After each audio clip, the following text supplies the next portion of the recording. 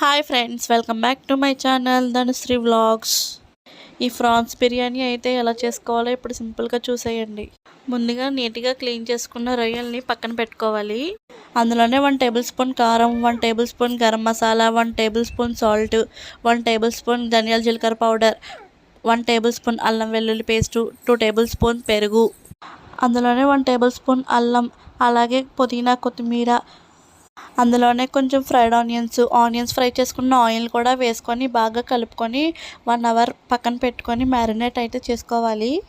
ఆ తర్వాత stove on చేసుకొని ఒక ప్యాన్ పెట్టుకొని మనం మ్యారినేట్ చేసుకున్న ఈ రొయ్యలను అయితే అందులో వేసుకొని బాగా కలుపుకోవాలి. ఆ తర్వాత సిమ్లోనే 10 నిమిషాల పాటు రొయ్యలు ఉడికేంత వరకు ఉడికించుకోవాలండి. మనం ముందుగా రెడీ చేసుకున్న కూరను అయితే పక్కన పెట్టుకొని ఇంకొక గిన్నె పెట్టుకొని అందులోనే కొంచెం ఎక్కువ క్వాంటిటీలో వాటర్ అయితే వేసుకోవాలి. అందులోని బిర్యానీ మసాలాలన్నీ వేసుకొని అందులోనే కొంచెం పుదీనా, కొత్తిమీర కూడా వేసుకొని 1 table spoon salt, 2 table spoon oil కూడా వేసుకొని అందులోనే కొంచెం అల్లం వెల్లుల్లి పేస్ట్ కూడా వేసుకొని వాటర్ బాయిల్ అయ్యే వరకు మరిగించుకోవాలి. ఇలా వాటర్ మరుగుతుండగా మనం ముందుగా నానబెట్టుకున్న బాస్మతి బియ్యాన్ని అయితే కడిగి అందులో అయితే వేసుకొని బాగా కలుపుకోవాలి. ఒకసారి బాగా కలుపుకున్న తర్వాత రైస్ 90% ఉడికేంత వరకు ఉడికించుకోవాలి. ముందుగా రొయ్యల కర్రీని అయితే తయారు చేసుకున్నాం కదండి, ఆ కర్రీని 2 భాగాల కింద సపరేట్ చేసుకొని అందులోనే ఒక లేయర్ రైస్ కూడా వేసుకొని దాని మీద ఇంకొక లేయర్ కింద కర్రీని కూడా వేసుకోవాలి.